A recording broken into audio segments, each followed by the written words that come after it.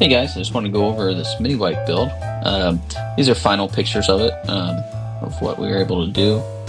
Here's me absolutely ripping on it down my street. This thing would go like 35 or 40 miles an hour by the time it was done. It was a pretty sweet little bike. Picked it up, this one along with another one for $300. It was a pretty good deal for it being a full suspension bike. You saw that it has the original motor on it.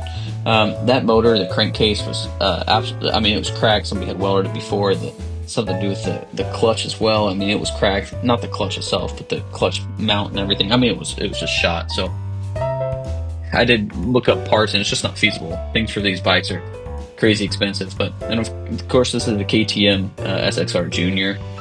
At least that's what the tag said on the headstock. So other than that, I have no clue what this thing is. The motor was a Chinese motor. I paid $130 for it, shipped to my door. It arrived, and the muffler was destroyed, which I didn't really care too much. I complained a little bit, and ended up getting $50 off this thing. So I got this motor for next to nothing, a 7.5 horsepower Honda clone. I mean, it was amazing. So you just saw me tear down the KTM, cut out the frame there, and now I'm making a new frame mount for this engine.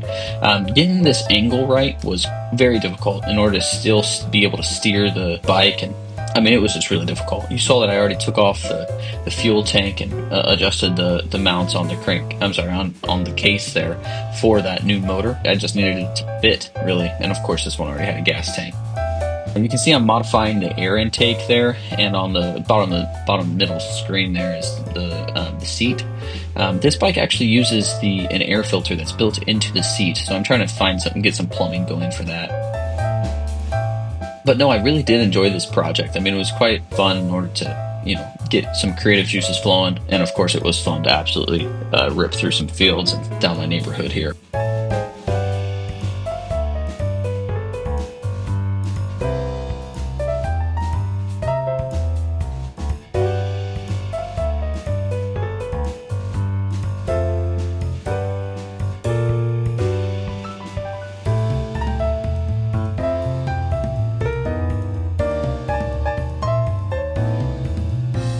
So I'm just tacking some things together here. I already put together a straight piped exhaust on this thing. I didn't realize how loud this thing would be, but man alive was it loud.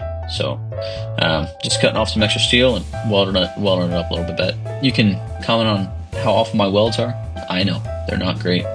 But it's functional for myself, and it did not fall apart. So hey, that's all we're looking for here. This little bike's pretty awesome. I mean, it has, of course, that monoshock in the back, but it also has front struts and a rear brake, along with the front brake. So that's pretty awesome. Both that rear seat piece along with the gas tank had holes in them, so I was plastic welding that and getting that ready. So then there's no holes anymore. Of course, painting that frame and getting everything good to go here.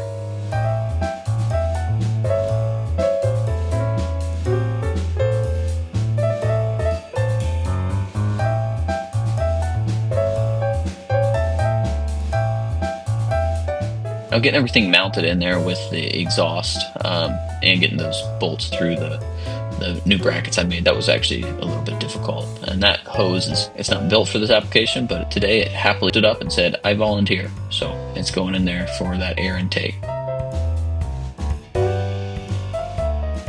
Took me a little bit in order to figure out what was going on here. That kill switch was a bad kill switch, brand new out of the box, and just didn't work. So this is the first time I started this thing up, and the first time I'm realizing how loud I just made this thing by straight piping it.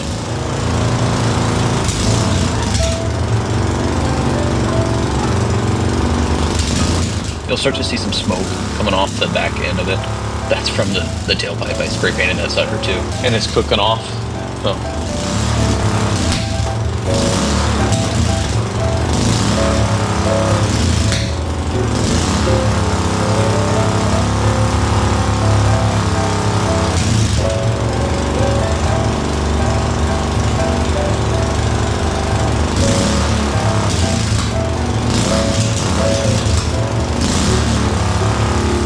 trying to listen to see why it's bogging down, if it's bogging down. I was making a different exhaust tone upon deceleration. You can kind of hear it pop there, and it was just solely because I added so much more back pressure with this thin exhaust pipe. I don't know if you just saw that, but there was a fireball that just shot out the back end of this thing. I mean, it was an absolute unit. Like I said, 35, 40 miles an hour when you're only 6 inches off the ground and not a little kid. Real sketchy. And then here I've just realized that the twist throttle doesn't actually actuate the throttle to its fullest potential, so I do end up getting that adjusted.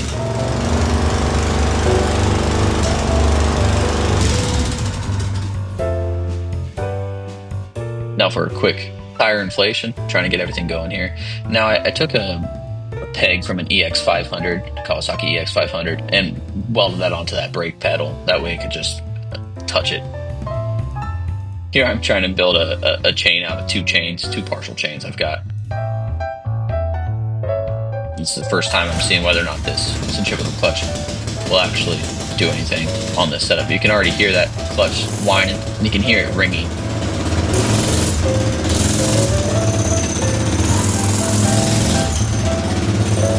I did end up getting it figured out. It's just a loose washer on the actual bolt, so I changed out the bolt and we're good to go.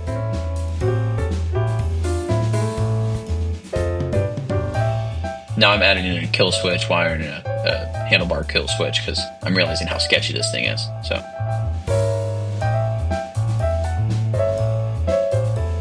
I tore that seat down in order to put a new cover on it. I did this cover twice. I'm not lying to you guys. It was difficult. I don't know how guys do it. Props to you guys. But I ended up tearing that apart. But while it was apart, I did need to figure out a way in order to get the seat onto this bike. The seat wasn't originally for this bike. I believe it was for a Yamaha 50 or something like that, some other small bike. But I ended up putting a little bolt with a nubbin on the end of it and a cotter key. So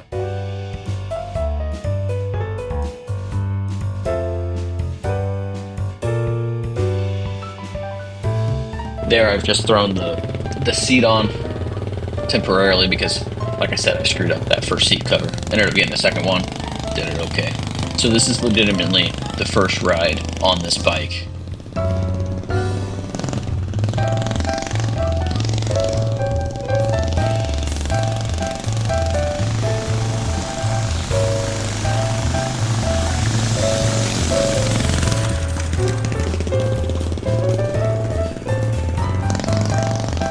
And it's always nerve-wracking when you break something out like this after you build it. And of course, for me, I've had experience building some things before in the past. Put a big motor on something this small and gearing it with the 13.2 on the clutch there. I mean, it was absolutely wild. Here's where I'm realizing it's pretty wild machined.